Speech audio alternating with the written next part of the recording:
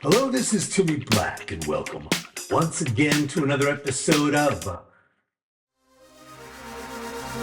Lives of Contemporary Artists. Now,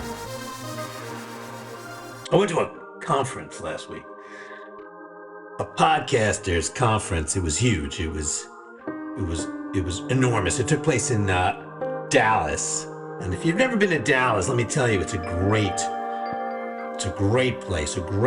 It's got great food. It's got great people. And believe it or not, it's got great art. I mean, right across the street from the podcaster convention, right across, there was this park. I think it was called Pioneer Park, something like that. Anyway, inside the park, there's this piece of monumental sculpture of a cattle drive. There were, by my count, about 50 bronze heads of cattle.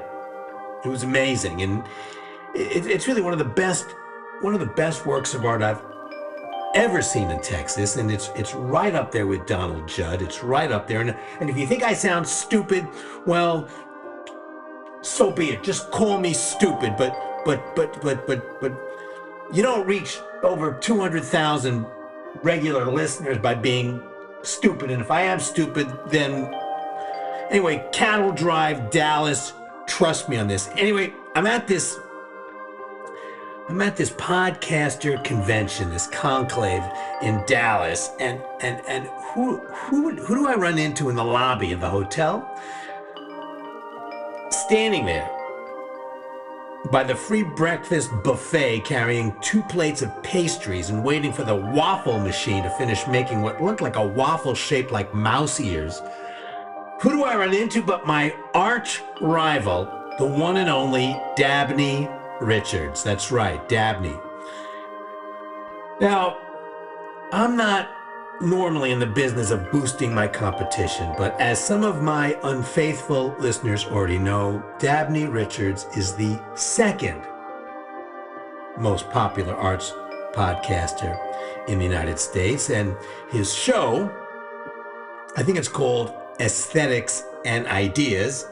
Actually, I'm absolutely certain it's called Aesthetics and Ideas, which, by the way, sounds a lot less entertaining and witty than you might think it actually is. It's actually quite entertaining. But I know it sounds like a prerequisite for the much more demanding semester of Aesthetics and Ideas too, but trust me on this, Dabney's podcast is really worth a listen. Anyway, I wasn't surprised to see him. I sort of expected it, but I was taken aback by all the carbs. I mean, this is what he told me. He told me that he's about to start to take Ozempic. He didn't start yet, but he's about to start. And he figured with all the free food, he might as well have one last binge.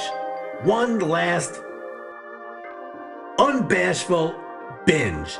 And you know, knowing Dabney, that makes perfect sense. And it's very consistent with the kind of mind that sees the world through the lens of aesthetics and ideas. Let me explain that. I mean, I think there's incredible poetry in his donut decadent embrace of the senses, his submission, his total submission to his appetites, while simultaneously he's clearly meditating on a future remedy and ultimate rehabilitation.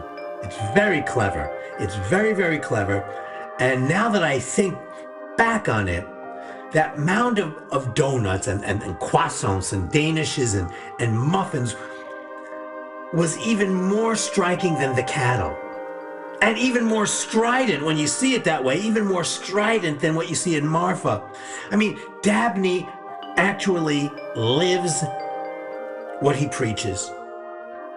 He is really a true artist of life. And luckily, Luckily, I have a much better social media presence than he does, because in a just world, his podcast would easily surpass mine.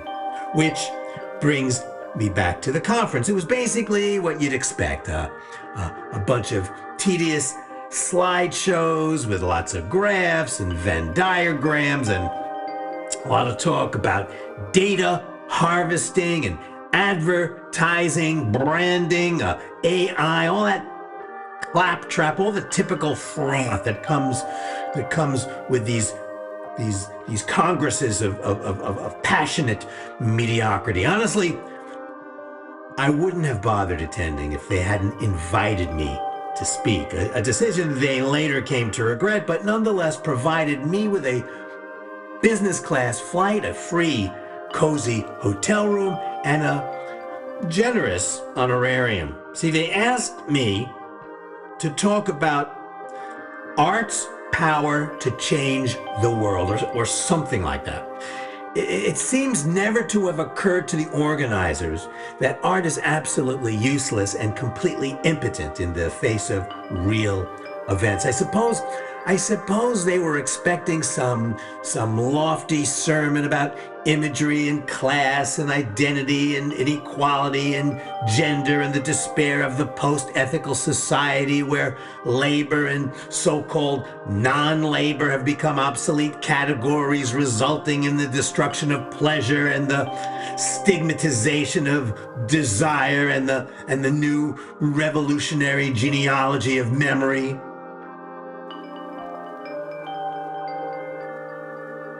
Or at least that's what they wrote in the email. But instead, I talked about how K-pop demon hunters and eBay have literally reprogrammed basic human behavior.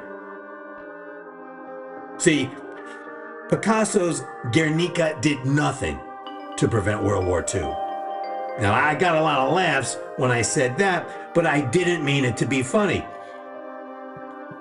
And when I was done, I stopped by Dabney's presentation, which was, as usual, terrific. He was getting really heated about Bergsonian time consciousness and how it expresses itself in the instability of most serious conceptual art. There were about 4 people in the audience, and I really felt bad for him. But when he started on the cultural contradictions of late-stage capitalism, I had to walk out.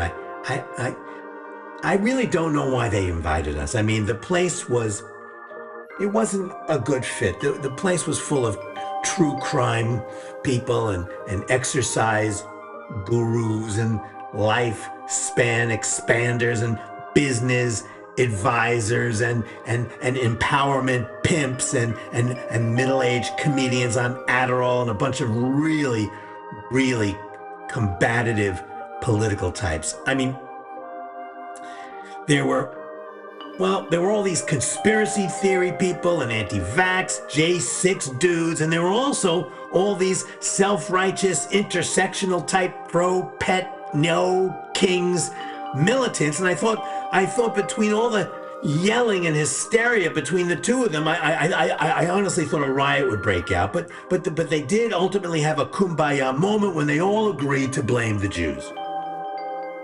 Anyway, I'm glad I went. My room had a bath, and I never take baths at home, but I took a bath. I took a bath every night, and I ordered room service, and I watched a bunch of movies on this enormous TV screen. It was a real vacation, and I think I learned a lot and started thinking in a brand new way about the lives of contemporary artists.